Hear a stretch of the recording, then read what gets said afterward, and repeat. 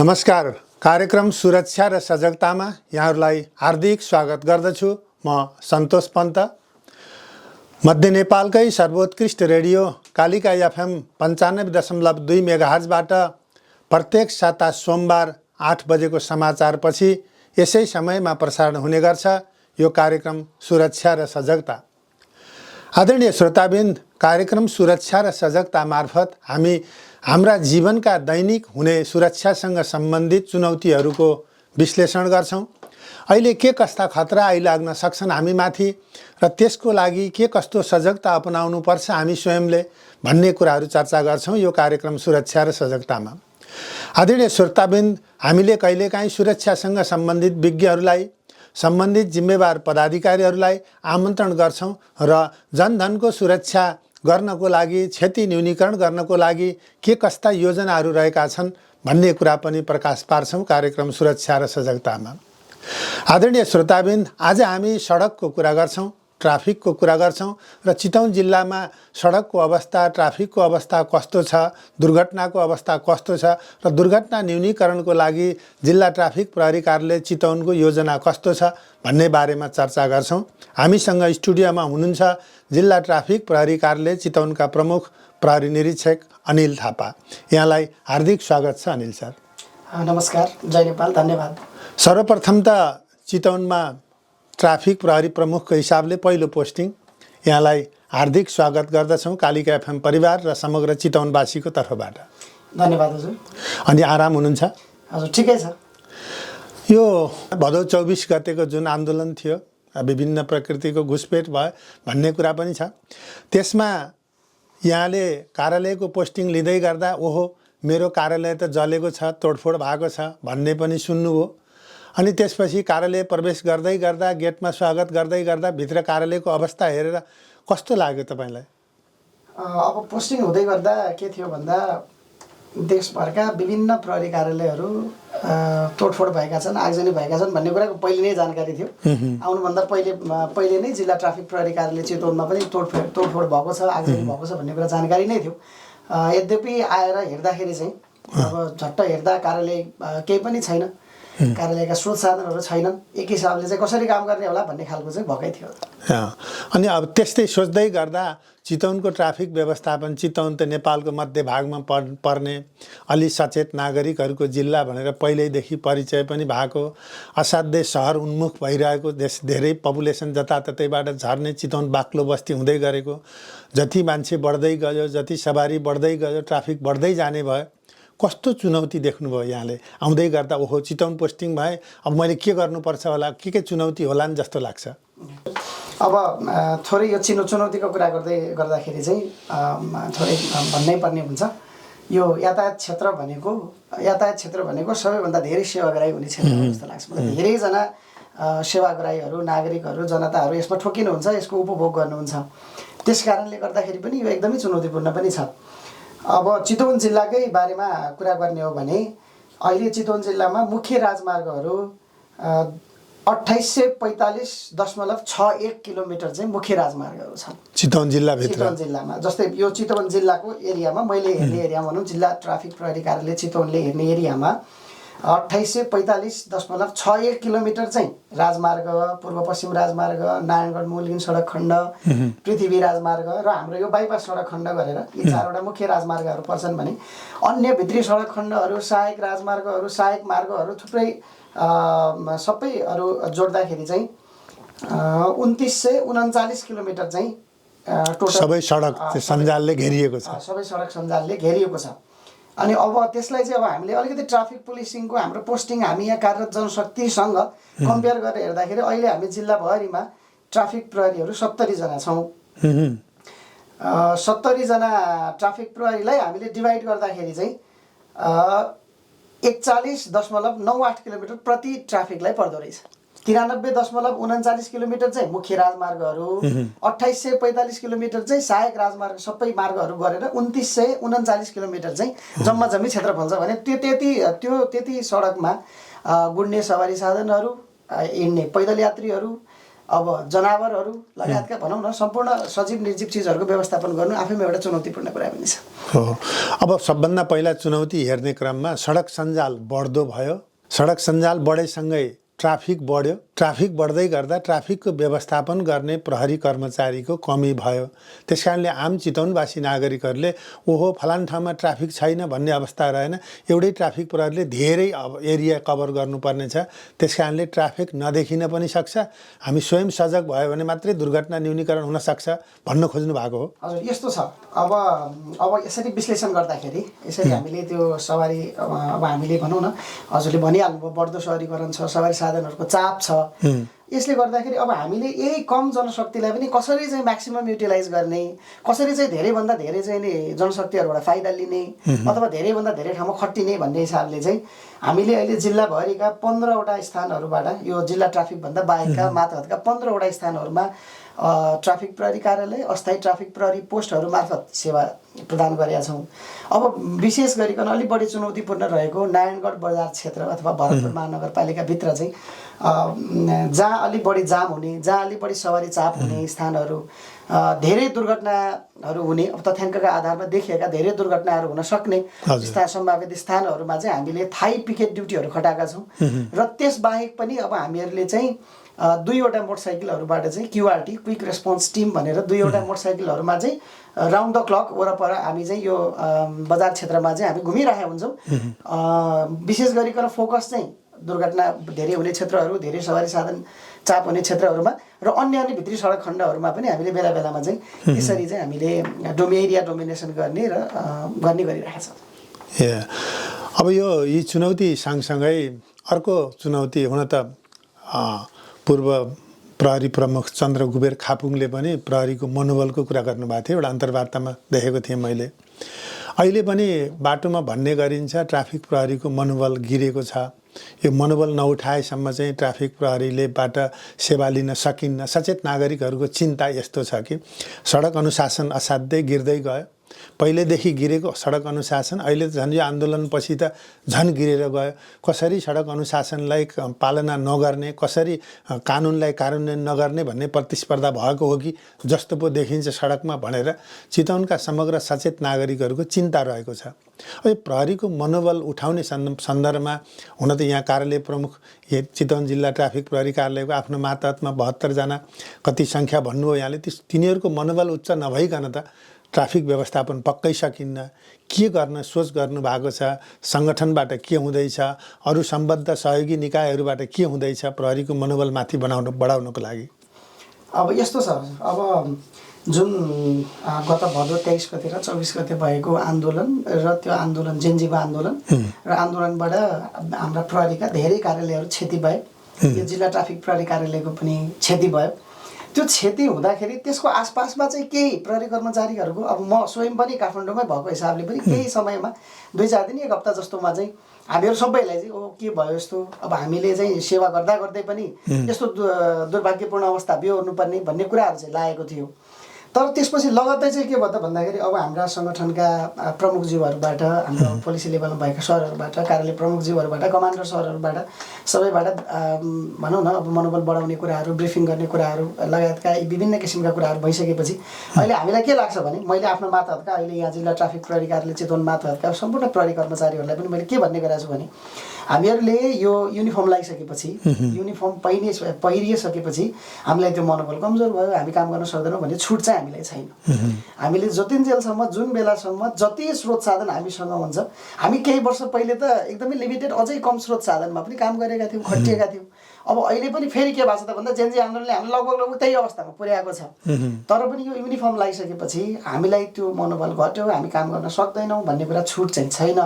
त्यही भएर यो जागिरमा रहन्जेलसम्म, युनिफर्म लाउन्जेलसम्म हामीले आफूले सक्दो, स्रोत साधन पो छैन त, स्किल त हामीसँग छ नि त, हामी तालिम प्राप्त छौँ, समय समयमा विभिन्न किसिमका तालिमहरू हामीले लिएका छौँ र त्यो कुरा हामीले गर्न सक्छौँ नि त। हामीले जति गर्न सक्छौँ सडकमा उभिन्जेलसम्म, ड्युटी गरुन्जेलसम्म त्यो चाहिँ 100% गर्ने भन्ने हिसाबले बेला बेलामा ब्रिफिङहरू पनि गर्ने गरेका छ। यसरी नै मनोबल उच्च गर्ने गरेको छ। हामी सबैको मनोबल उच्च नै छ भन्नुपर्छ यति बेला। भनेपछि परिस्थितिले केही समय 1-2 दिन अलिकति विचलित बनाएको भए पनि अहिले समग्रमा चितवनमा भएको ट्राफिक प्रहरी कर्तव्य पालनाको क्षेत्रबाट विचलित छैन, उच्च मनोबलका साथ काम गरिरहेको छ, गर्न सक्छ भन्ने कुरा आम सर्वसाधारणलाई विश्वास दिलाउन चाहनुहुन्छ यहाँले? एकदम त्यो म 100% विश्वास दिलाउन चाहन्छु। विगतमा अब यही केही समय पहिला अब लगतै तिहार पछाडिको छठ पर्व, त्यसपछि यही नारायणी किनारमा महोत्सवको आयोजना पनि भयो। त्यति बेलामा चाहिँ पुलचोकमा यहाँलाई पनि थाहा छँदैछ, सम्पूर्ण श्रोताहरूलाई दर्शकहरूलाई थाहा छँदैछ त्यहाँ कति प्रेसर हुन्छ। तर त्यस्तो प्रेसरका बावजुद पनि हामीहरू सबै, म स्वयं पनि फिल्डमा खटिएर उभिदासम्म स्रोत साधन जे जति हुन्छ आफूले जानेको स्किलको प्रयोग गरेर चाहिँ हामीले खटिया छौँ, गरेका छौँ र राम्रो पनि गरिरहेछ भन्ने फिडब्याकहरू पनि आइरहेछ। धन्यवाद। अब यो सडकको कुरा, ट्राफिकको कुरा गर्नुपर्दा जिल्ला ट्राफिक प्रहरी प्रमुखसँगबाट चाहिँ दुर्घटनाको अवस्था पनि सुन्न नागरिकको इच्छा हुन्छ। अहिले सडक दुर्घटनाको अवस्था कस्तो छ? अर्थात् सडक दुर्घटना त यहाँ त फिल्डमै जानुहुन्छ, हेर्नुहुन्छ, स्केच गराउनुहुन्छ, कतिपय कुरा त मुद्दामा अनुसन्धान अधिकृत पनि बस्नुहुन्छ होला। यो सबै गर्दा के कारण देख्नुहुन्छ? मेजर कारणहरू के होलान् दुर्घटनाको? अहिलेको तथ्याङ्कको चित्रण र कारणको बारेमा भनिदिनुहोस् न अलिकति। हजुर, अब यो सवारी दुर्घटना भनेको हामीसँग एकदमै प्रत्यक्ष सम्बन्धित हुने विषय हो। किनभने ट्राफिक प्रहरीको जिम्मेवारी भनेको सवारी आवागमनलाई प्रभावकारी रूपमा सञ्चालन गराउने र सवारी दुर्घटना न्यूनीकरण गर्ने, यी चाहिँ मुख्य कुराहरू हुन्। अब थोरै तथ्याङ्कको कुरा गर्न चाहन्छु, धेरै ठुलो तथ्याङ्क कुरा नगरौँ। देशभरमा चाहिँ अहिले सामान्य दुर्घटनाको प्रसङ्ग आइसकेपछि 81-82मा अघिल्लो आर्थिक वर्ष 81-82मा ओभरअल देशभरको तथ्याङ्कको कुरा गऱ्यो भने जम्मा 28,692 वटा दुर्घटनाहरू भएको देखिन्छ देशभरमा। त्यो हिसाबले सङ्ख्या सुन्दा धेरै नै दुर्घटना भएकै हो। सवारी दुर्घटना त अब यो बढ्दै क्रममै छ, बढिराखेको पनि छ। दैनिक 7 जनाको मृत्यु हुने गरेको छ नेपालभरमा। अब त्यही कुरालाई हामीले चितवनसँग कम्पेयर गऱ्यो भने अघिल्लो 81-82मा 1050 वटा दुर्घटना भयो। यसमा चाहिँ नि जम्मी 120 जनाको मृत्यु भयो भने हामीले त्यसलाई हिसाब गर्दाखेरि प्रत्येक 3 दिनमा 1 जनाको मृत्यु भएको देखिन्छ। अघिल्लो वर्षको तथ्याङ्क हेर्दाखेरि प्रत्येक 2 दिनमा 1 जना गम्भीर घाइते हुने र दैनिक 5 जना चाहिँ सामान्य घाइते हुने अवस्था अघिल्लो वर्षको तथ्याङ्कले देखाउँछ। र अब अहिले यो आर्थिक वर्षको श्रावणदेखि कार्तिकसम्मको अवस्था थोरै हेर्ने हो भने अघिल्लो वर्ष 205 वटा दुर्घटना भएको देखिन्छ कार्तिकसम्ममा यो 4 महिनामा। र यो आर्थिक वर्ष 82 यो अहिलेको 82-83को आर्थिक वर्षमा चाहिँ 224 वटा दुर्घटनाहरू भएको देखिन्छ। सङ्ख्यात्मक हिसाबले दुर्घटना बढे पनि क्षतिको हिसाबले चाहिँ कम भएको देखिन्छ। फेरि अघिल्लो वर्ष 46 जनाको मृत्यु भएको यो 4 महिनाको बिचमा, अघिल्लो 81-82मा भने अहिलेको यो 4 महिनाको बिचमा चाहिँ 29 जनाको मृत्यु भएको कुरा छ। क्षतिको कुराहरू चाहिँ कम छ। दुर्घटना बढेको देखिए तापनि क्षति भएको कुराहरू चाहिँ कम छ।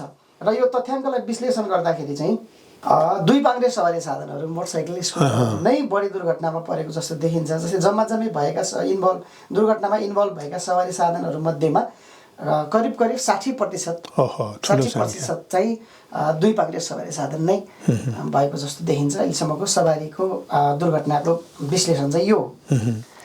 मैले यहाँ सँगसँगै कारण पनि गरेको थिएँ। के कारण? सङ्ख्यात्मक रूपमा हेर्दा मोटरसाइकल 2 पाङ्ग्रे सवारी साधन बढी भयो र चितवनको सिनारियोमा हेर्दा यहाँले यहाँ आइसकेपछि अथवा पहिलाको पनि तथ्याङ्क विश्लेषण गर्नुभयो। यहाँले विश्लेषण गर्दा कारण के देखिन्छ सडक दुर्घटनाको? अब यस्तो छ, अहिले कारण भन्नुपर्दाखेरि हामी अघि पनि चर्चा गरेका थियौँ। चितवनमा अब अहिले सडक पूर्वाधारहरू राम्रो बनेका छन्। गाउँसम्म पनि, ग्रामीण भेगसम्म पनि पिच बाटोहरू, पक्की सडकहरू, 2 लेन 4 लेनका सडकहरू बनेका छन्। त्यो भन्दै गर्दाखेरि के छ त भन्दाखेरि ओभर स्पिड चलाउने प्रचलन चाहिँ धेरै छ, प्रवृत्ति चाहिँ धेरै छ। एकदमै ओभर स्पिड चलाउने र जति पनि 2 पाङ्ग्रे सवारी साधनहरूको दुर्घटना भएको छ त्यो ओभर स्पिडकै कारणले भएको देखिन्छ। र केही अरू कारणमा चाहिँ मादक पदार्थ सेवन गरेर पनि सवारी चलाउने र त्यसका कारणले दुर्घटना हुने अवस्थाहरू पनि देखिन्छ। अनि कतै फेरि अर्को के पनि छ त भन्दाखेरि पैदल यात्रीहरू, जस्तै 2 पाङ्ग्रे सवारी साधनहरूमा दुर्घटना भएर मृत्यु धेरै छ तथ्याङ्कलाई हेर्ने हो भने पैदल, अनि त्यसपछिको दोस्रो मृत्यु हुनेमा चाहिँ पैदल यात्रीहरूसँग ठक्कर भएर पनि धेरै पैदल यात्रीहरूको मृत्यु भएको पनि देखिन्छ। भनेपछि हामीमा सवारी नियम सम्बन्धी, त्यसपछि चाहिँ हजुरको यो सडक प्रयोग सम्बन्धी अलिकति सचेतना कम भएको हो कि, अथवा सचेत हुँदै पनि हामीले त्यो लापरवाही गरेर त्यसलाई चाहिँ पूर्ण रूपमा चाहिँ आफू सुरक्षित भएर प्रयोग नगरिएको हो कि, र त्यो कारण पनि छ। लापरवाही धेरै भएको जस्तो देखिन्छ। अब एउटा यहाँको विश्लेषणलाई जिस्टमा मैले कति भन्न सक्छु, एउटा चालकले लापरवाही गर्नुभयो, तीव्र गतिमा सवारी चलाउनु भयो, त्यस कारणले दुर्घटना हुन गयो। एउटा जिस्टमा त्यो भयो। चालक स्वयं सचेत हुनुभयो र सवारीको गति नियन्त्रित गतिमा आफ्नो सवारी चलाउनु भयो भने दुर्घटना न्यूनीकरण हुन सक्छ। एउटा पाटो त्यो रह्यो। अब दोस्रो पाटोको कुरा गर्नुपर्दा आम सडक प्रयोगकर्ता जसले पैदल यात्रा गरेर सडक प्रयोग गर्नुहुन्छ उहाँहरू पनि सचेत नहुनु भएर सडकको किनारा च्यापेर नहिँडिकन उहाँ सडकको बिचमा हिँड्नुभयो। त्यस कारणले गर्दा सडक दुर्घटना हुन गयो अथवा जथाभावी बाटो क्रस गर्नुभयो त्यस कारणले दुर्घटना हुन गयो भन्ने जिस्टमा चाहिँ यसरी सडक प्रयोगकर्ता सचेत हुन सक्यो भने धेरै प्रतिशत दुर्घटना न्यूनीकरण हुन्छ भन्ने यहाँको विश्लेषण हो। एकदम हजुर, एकदम त्यही नै हो। सडक प्रयोगकर्ता आफू पनि सचेत हुनु पर्यो, सवारी चालक आफू पनि सचेत हुनु पर्यो। अब सवारी के अरे सडकको अवस्थाले गर्दाखेरि दुर्घटना भएको हो भन्ने भने त सडकको अवस्थाहरू त राम्रो सडकहरू छ, राम्रो सडक पक्की सडकहरू छ, खाल्डाखुल्डी काहीँ पनि छैनन्। राख्नुपर्ने सुरक्षाका सामग्रीहरू अन्य चाहिँ रोड इन्फ्रास्ट्रक्चरहरू पनि राखेकै छ। त्यो हिसाबले पनि अलिकति चाहिँ नि सचेत हुन जरुरी छ। अब यही विषयमा एक्सिडेन्टहरूमा हामीले दुई तीनवटा अलिक गम्भीर प्रकृतिका दुर्घटनाहरू, मान्छे नै मृत्यु हुने गरी भएका दुर्घटनाहरूको चाहिँ हामीले एनालाइसिस गर्ने गरेका छौँ।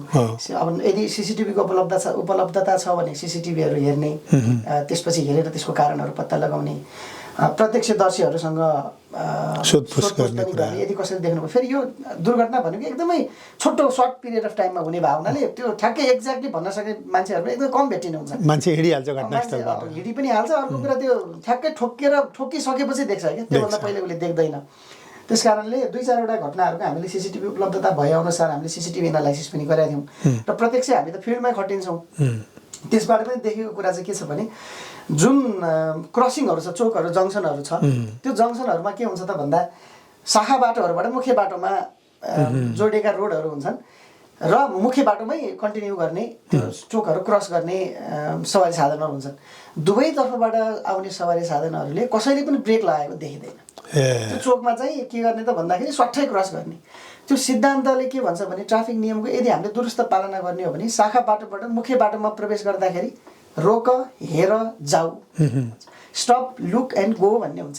केही बेर स्लो गर्ने, हेर्ने, यदि सवारी साधन छैन, आइरहेको छैन, अब म सुरक्षित तरिकाले क्रस गर्न सक्छु भन्ने अवस्था भयो भने मात्रै क्रस गर्ने भन्ने हुन्छ। तर त्यो कसैले पनि पालना गरेको देखिएन। पैदल यात्रीको हकमा पनि जेब्रा क्रसिङहरू बनाएको छ, जेब्रा क्रसिङहरू बाटोमा बनाएको छ। जेब्रा क्रसिङबाट नभइकन चाहिँ अन्य ठाउँहरूबाट बाटो क्रस गर्ने। अनि अझ प्रवृत्ति के छ भने बिचै चोकबाट बाटो क्रस गर्ने। जहाँनिर सवारी साधनबाट ओर्लियो त्यहीँबाट चाहिँ के गर्ने त भन्दा बिच चोक प्रयोग गरेर सवारी साधन क्रस गर्ने, बाटो क्रस गर्ने। यस्ता प्रवृत्तिले गर्दाखेरि पनि दुर्घटनाहरू धेरै बढेछ। अब मेन कुरो चाहिँ सडकमा दुर्घटना हुने क्रमलाई विश्लेषण गर्दा यहाँले प्राथमिकता कसले कसलाई दिने भन्ने कुराको चाहिँ सचेतना भएन, त्यस कारणले दुर्घटना भयो। मूल सडकमा निस्किँदा शाखा सडकबाट छिर्ने मान्छेले प्राथमिकता मूल सडकलाई दिनुपर्ने थियो, तर ऊ पनि एकै ठाउँमा गएको कारणले गर्दा दुर्घटना हुन गयो भन्नुभयो। यसको लागि अब यी कारणहरू भयो। एउटा दुई पाङ्ग्रे सवारी धेरै दुर्घटना भयो, सडक प्रयोगकर्ताले सडक राम्रोसँग प्रयोग गरेनन्, प्राथमिकताका कुराहरू हुन सकेनन् भन्ने जुन जिस्ट निकाल्नुभयो यहाँले। अब जिल्ला ट्राफिक प्रहरी कार्यालयमा कार्यरत रहँदै गर्दा अब यो दुर्घटनालाई न्यूनीकरण गर्नको लागि, क्षतिलाई न्यूनीकरण गर्नको लागि मैले 1, 2, 3, 4 यस्ता काम गर्नुपर्छ भन्ने केही देख्नु भएको होला नि? यहाँको प्लान के छ त अब दुर्घटना न्यूनीकरण गर्नलाई? अब यस्तो छ, अब सबैभन्दा पहिलो कुरा त जनतामा अवेरनेस हुनुपर्छ, सचेत हुनुपर्छ। सबैजना प्रत्येक व्यक्ति आफ्नो तवरबाट आफू चाहिँ सचेत भएर निस्किनु भयो। सवारी साधन चलाउने चालक होस् अथवा पैदल यात्री होस् अथवा अन्य कुनै हिसाबले सडक प्रयोग गर्ने प्रयोगकर्ताहरू सबैजना सचेत हुन जरुरी छ। त्यस कारणले अब यो मेरो कार्यकालमा चाहिँ अब हामीले प्लान गरेका छौँ सचेतनाका कुराहरू चाहिँ अलिकति बढाउने, पब्लिकलाई चाहिँ कसरी सचेत गर्न सकिन्छ, सानो सानो कुराहरूमा पनि कसरी सचेत गर्न सकिन्छ भन्ने कुरामा चाहिँ अलिक बढी फोकस गर्ने। अब विगतका अभ्यासहरू हेर्दाखेरि चाहिँ हामीले सैद्धान्तिक कुराहरू धेरै गर्ने। जस्तै अब केही कसुर गरेछ कार्यालयमा ल्याएर एउटा क्लास लिने, क्लास लिइसकेपछि थ्योरिटिकल कुराहरू गर्ने, त्यसपछि अब उहाँले चाहिँ थ्योरिटिकल कुरा मात्रै सिकाउने भन्ने कुराहरू अलिकति विगतको अभ्यासहरू थियो भने अहिले चाहिँ यो सचेतनामूलक कार्यक्रमहरूलाई पनि अलिकति व्यवहारिक तवरबाट लैजाने कि उहाँहरूलाई अलिकति प्रयोगै गराएर लाने कि जसले जे गल्ती गरेको छ त्यसलाई त्यही गल्ती सुधार्नका लागि उसले चाहिँ नि उसलाई चाहिँ त्यसलाई अलिकति व्यवहारिक वेबाट लाने, त्यसको गलत बेफाइदा के हो, त्यसबाट के समस्या आउन सक्छ, त्यसको परिणाम के हुन सक्छ भन्ने कुरा रियलाइज गराउने। अब सबैले त्यो गल्तीको रियलाइज गर्नुभयो भने सायद अर्कोचोटिबाट उहाँले त्यो गल्ती दोहोऱ्याउनु हुन्न भन्ने हिसाबले सचेतनाका कुराहरूलाई धेरै बढाउने, त्यसका लागि के इन्फ्रास्ट्रक्चरहरू बनाउने भन्ने योजना छ। अब हजुरकै यही कार्यक्रमबाटै सुरक्षा र सजगता कार्यक्रमबाटै मैले मेरो यो योजना पनि भने। अब जिल्ला ट्राफिक प्रहरी कार्यालयमा एउटा ट्राफिक अवेरनेस पार्क भनेर त्यसलाई नामाकरण गरेर, ट्राफिक सचेतना पार्क भनेर नामाकरण गरेर त्यहाँ एउटा संरचना बन्छ, इन्फ्रास्ट्रक्चर बन्छ। त्यो इन्फ्रास्ट्रक्चर कस्तो हुन्छ भने विभिन्न किसिमका हामीले गर्ने गल्तीहरू, दैनिक जीवनमा हामीले सवारी नियम उल्लङ्घन गर्ने कुरा अथवा सवारी साधन सडक प्रयोग गर्ने क्रममा गर्ने गल्तीहरूका कुराहरू खण्ड खण्डमा हामीले त्यसमा चाहिँ विभिन्न इन्फर्मेटिभ फ्लेक्सहरू, इन्फर्मेटिभ पिक्टोरियल इन्फर्मेसनहरू धेरै राखेर चाहिँ हामीले त्यो कुराहरू डिस्प्ले गर्ने र त्यो कुराहरूलाई अरूलाई चाहिँ भन्न सक्ने गरी, उहाँहरूलाई चाहिँ त्यो व्यावहारिक प्र्याक्टिकल गराउन सक्ने गरी प्रहरी कर्मचारीलाई डेभलप गर्ने, उहाँहरूलाई तान्ने दक्षता अभिवृद्धि गरेर त्यसकै लागि खटाउने र उहाँहरूलाई चाहिँ भनौँ न प्र्याक्टिकल वेबाट गर्ने। जस्तै जेब्रा क्रसिङहरू, जङ्सनहरू, रोका हेर जाऊ लगायतका सम्पूर्ण इन्फ्रास्ट्रक्चरहरू अब कति गराउन सकिन्छ त्यो पार्कमा, त्यो कुराहरू राखेर उहाँहरूलाई त्यस मार्फत चाहिँ के गर्ने त भन्दाखेरि उहाँहरूलाई प्र्याक्टिकल वेबाट सजग बनाउने, सचेत गराउने एउटा कुरा छ। अर्को कुरा चाहिँ अब हामीले के गर्छौँ भने प्रत्येक महिना बितिसकेपछि त्यो महिनाको हामीले डेटा एनालाइसिस गर्छौँ। सवारी दुर्घटना सम्बन्धीका साना ठुला सम्पूर्ण दुर्घटनाहरूको डेटा एनालाइसिस गर्छौँ। त्यो डेटा एनालाइसिस गरेर हामीले उच्च जोखिम क्षेत्रहरूको पहिचान गर्छौँ। उच्च जोखिम क्षेत्र कहाँ छ त, कहाँ बढी सवारी दुर्घटनाहरू भइरहेका छन् र कहाँ चाहिँ हुन सक्ने सम्भावना छन् भनेर त्यो उच्च जोखिम क्षेत्रहरू पहिचान गरेर अनि त्यसमा कस्ता खालका दुर्घटनाहरू भएछन् भने त्यस्तै खालका दुर्घटनाहरू फेरि नहुन् भनेर त्यसलाई चाहिँ के भनौँ, त्यसलाई इन्सिडेन्ट सेन्ट्रिक कार्ययोजनाहरू प्लानिङहरू गरेर त्यसलाई चाहिँ न्यूनीकरण गर्ने गरी हामीले त्यो प्लानिङहरू गरिरहेका छौँ। अर्को कुरा के छ भने सडक सञ्जाल विस्तार भइरहेछ, सवारी चाप धेरै छ। अब यसमा चाहिँ प्रविधिमूलक अथवा प्रविधि मैत्री ट्राफिक व्यवस्थापन गर्नु जरुरी छ। त्यसका लागि विशेष गरी नारायणगढ क्षेत्रका विभिन्न चोकहरूमा पुल चोक, शहीद चोक, 24 कोटी, हाकिम चोक लगायतका, यतापट्टि मालपोत चोक, पारस बस पार्क चोक लगायतका यी चोकहरूमा चाहिँ अब म्यानुअल्ली एउटा ट्राफिक प्रहरी, 2 जना ट्राफिक प्रहरी उभिएर हातको इसाराले म्यानुअल्ली चाहिँ ट्राफिक व्यवस्थापन गर्न सम्भव छैन। त्यसकारणले त्यसलाई कसरी प्रविधि मैत्री बनाउने भन्ने विषयमा चाहिँ हाम्रो चासो पनि रहिरहेको थियो। ठ्याक्कै कस्तो भइरहेछ भने सङ्घीय सरकारबाटै यहाँ चाहिँ ट्राफिक लाइटहरू जडान गर्ने सम्बन्धी टेन्डर भइसकेको अवस्थामा अब छिट्टै त्यो काम पनि सुरु हुँदैछ। हिजो मात्रै उहाँ प्राविधिकहरूसहित हामीले चोकहरूमा गएर त्यो एकचोटि चाहिँ हामीले हेर्ने काम भएको छ, कहाँ राख्ने, कसरी व्यवस्थापन गर्ने भनेर। उहाँहरू चाहिँ अब चाँडै आएर त्यसलाई 1-1.5 महिनाभित्रै हामीले जडान गरेर सञ्चालनमा ल्याउँछौँ भनेर उहाँहरूले भन्नुभएको छ। त्यस हिसाबले त्यसलाई प्रविधि मैत्री बनाउने कुराहरू अगाडि बढिरहेछ। अर्को कुरा चाहिँ हिट एन्ड रनको केसमा अब दुर्घटना गराउने, भाग्ने, अनि भागिसकेपछि हामीले पत्ता लगाउनलाई त प्रहरीसँग त्यस्तो कुनै अरू एक्स्ट्रा शक्ति पावर त हामीसँग केही पनि छैन। हामीले गर्ने भनेको यिनै प्रविधिको प्रयोग गर्ने हो, त्यही हो CCTV क्यामेरा हेर्ने, अरू कुराहरू के छन् त त्यो निगरानी गर्ने कुराहरू छन्, सर्भिलेन्स गर्ने कुराहरू हेर्ने भन्ने छन्। त्यो अलिकति कम पाइयो यहाँ। झन् जे आन्दोलनपछि तोडफोड भएर पनि अलि तहसनस भएकी अवस्था छ। त्यही कुरालाई मध्यनजर गर्दै यो भरतपुर महानगरपालिकाले अहिले लगभग 450 को अराउन्डमा चाहिँ CCTV क्यामेरा जडान गर्नका लागि त्यो थालनी गरिसकेको छ। पोइन्टहरू हेरेर पोइन्ट एकिन गर्ने कामहरू भइसकेको छ। त्यो CCTVहरू लगाउने, त्यसपछि ANPR automatic number plate recognition system भन्ने हुन्छ, त्यो ANPRहरू पनि 2 ठाउँमा जडान हुँदैछ। त्यो जडान भइसकेपछि हामीलाई त्यो प्रविधिले पनि हामीलाई सहयोग गर्छ। त्यसले पनि हामीलाई दुर्घटना न्यूनीकरण गर्न धेरै सहयोग गर्छ। पब्लिक अवेरनेसका कुराहरू भइ नै हाले र विशेष गरिकन अब यो हाकिम चोकमा अलि बढी समस्या देखिएको छ भन्ने अहिले गुनासो पनि आइरहेछ। त्यो हाकिम चोकमा अलिकति रोड स्ट्रक्चर पनि अलिकति नमिलेको जस्तो छ, जेब्रा नमिलेको, जेब्रा क्रसिङ पनि नमिलेको। अब त्यो सैद्धान्तिकल के अरे सिद्धान्त वाइज चाहिँ त्यो मिलेको छ, किनभने साइड वे जुन पैदल यात्री हिँड्ने साइड वेबाट अर्कोतिरको साइड वे कनेक्सन गर्नका लागि चाहिँ त्यो जेब्रा क्रसिङ बन्नुपर्ने त्यो सिद्धान्तको हिसाबले बनेको छ। तर त्यो जुन शाखा बाटो डायगोनल छ, सडकै भावनाले चाहिँ त्यो बिचबाट पर्न गएको छ। त्यसलाई चाहिँ सडक विभागसँग समन्वय गरेर हामीले चाँडै 1-2 दिनमै त्यसलाई चाहिँ अब मेटाउने र त्यो ट्राफिक आइल्यान्ड राखेर त्यो ट्राफिक आइल्यान्डबाट पनि अलिकति चाहिँ गाइड हुन्छ नि त, त्यो क्रस गर्ने शाखा बाटोबाट मूल सडकमा आउने, मूल सडकबाट पनि शाखा सडकहरूतिर जाने सवारी साधनहरूलाई पनि अलिकति गाइड हुन्छ भन्ने हिसाबले यो सडक विस्तार गर्ने क्रममा ट्राफिक आइल्यान्डहरू पहिला निकालिएको रहेछ। अब फेरि त्यो आवश्यकता महसुस भएको छ। त्यो कुराहरू चाहिँ हामीले हेरेर मूल्याङ्कन गरेर कहाँ राख्दा उचित हुन्छ त्यो अनुसारले राख्ने, कुरालाई बढी प्राथमिकता दिने र दुर्घटना न्यूनीकरण गर्ने, सवारी व्यवस्थापन गर्ने भन्ने कुरा छ। अर्को अस्तव्यस्त ट्राफिकको के अरे यो पार्किङ छ। पार्किङ अस्तव्यस्त छ, तर पार्किङ कहाँ गर्ने भन्ने पार्किङ गर्ने ठाउँ पनि छैन फेरि। त्यस हिसाबले अब त्यो विषय फेरि अब ट्राफिक प्रहरीको मात्रै विषय रहेन।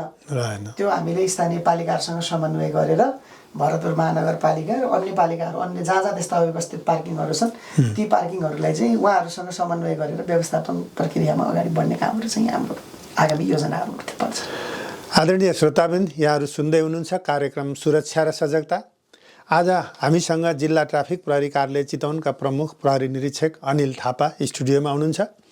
चितवनको ट्राफिक व्यवस्थापनको बारेमा हामी जानकारी लिँदैछौँ, छलफल गर्दैछौँ।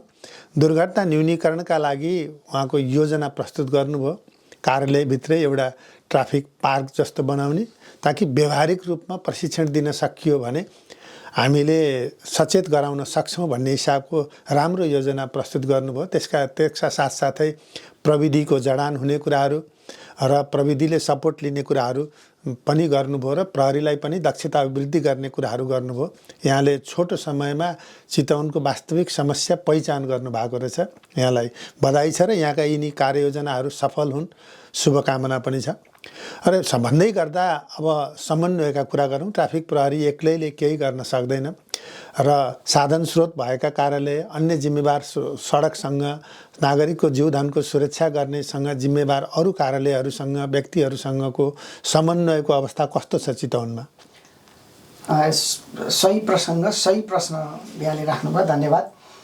ट्राफिक एक्लैले चाहिँ यो ट्राफिक व्यवस्थापन गर्न सक्छ भनेर हामी लाग्यौँ भने त्यो पूर्ण रूपमा असफल पाइन्छ। हामी सक्दै सक्दैनौँ। सडक पारवाला निकायहरूसँगको निरन्तर समन्वय पनि भइरहेछ। सडक विभागसँग राम्रो समन्वय भएको छ। सडक विभागसँगै समन्वयमै हामीले त्यो हाकिम चोकलाई कसरी व्यवस्थापन गर्ने भन्ने विषयमा हामीले 1-2 दिनमा अब त्यो हामीले गर्दैछौँ। त्यसै गरी यो बाइपास रोडहरूमा पनि यो ठाउँ-ठाउँमा साना क्रसिङहरू धेरै क्रसिङ छन्, त्यसले गर्दाखेरि पनि दुर्घटनाहरू बढेको छ। अब ती क्रसिङहरू पनि पहिले नै बन्द गर्ने भन्ने विषयमा एक हिसाबले सहमति भएर माइनिटिङहरू पनि भइसकेको अवस्था रहेछ। त्यसलाई अब कसरी कार्यान्वयन लैजाने भन्ने विषयमा पनि सडक विभागसँग समन्वय भइरहेको छ। र एट अ टाइम भरतपुर महानगरपालिकासँग पनि एकदमै प्रत्येक दिन जस्तै हामीले समन्वय गरिरहेछौँ। अब एकदमै तत्कालै चाहिँ यो जति पनि स्थानहरूमा जेब्रा क्रसिङहरू मेटिएका छन् अथवा कतै जेब्रा क्रसिङ राख्ने, नयाँ राख्ने जेब्रा क्रसिङहरू राख्ने हामीले त्यो पनि लिस्ट आउट गरिसकेका छौँ। भरतपुर महानगरपालिकासँग समन्वय गरेर हामी केही दिनमै हामीले त्यो कार्यक्रमहरू गर्दैछौँ।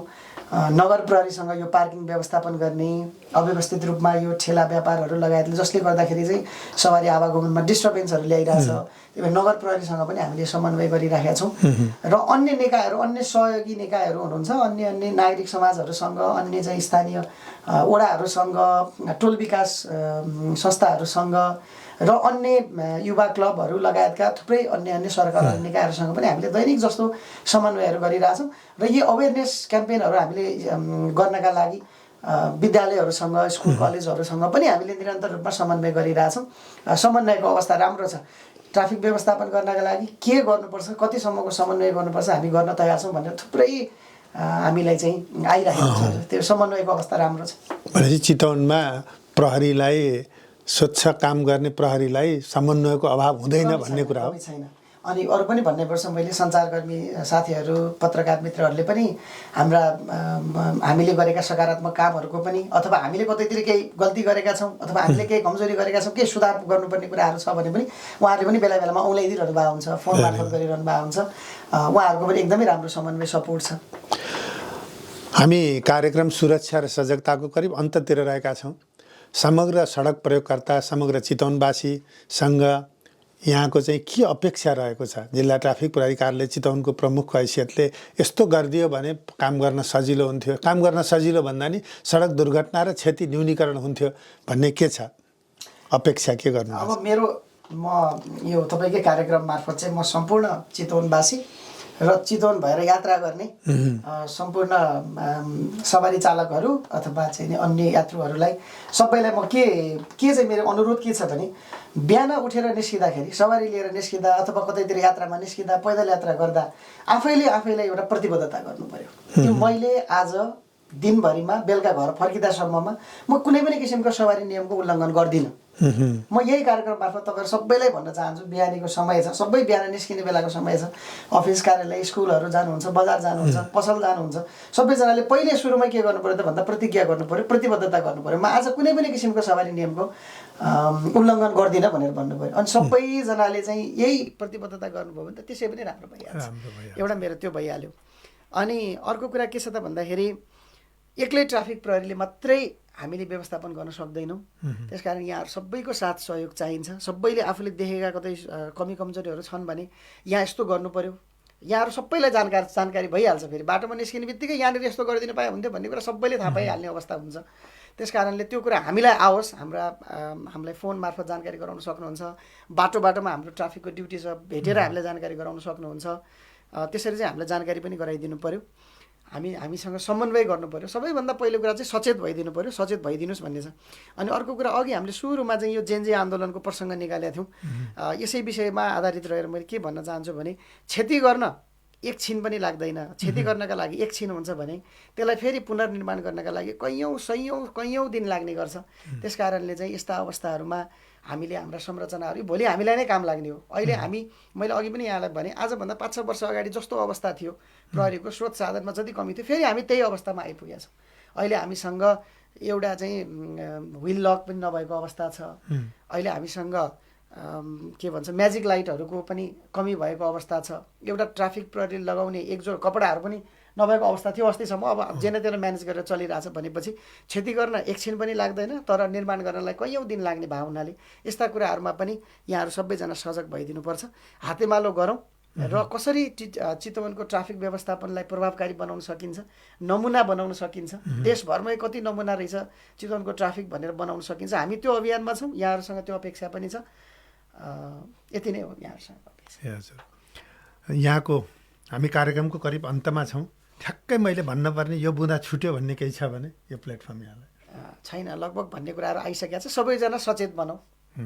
धन्यवाद। यहाँको महत्त्वपूर्ण समय र यहाँको भनाइको लागि हार्दिक आभार प्रकट गर्दछौँ। आदरणीय श्रोताबिन, हामी कार्यक्रम सुरक्षा र सजगताको अन्तमा रहेका छौँ। आजका हाम्रा अतिथि हुनुहुन्थ्यो जिल्ला ट्राफिक प्रहरी कार्यालय चितवनका प्रमुख प्रहरी निरीक्षक अनिल थापा।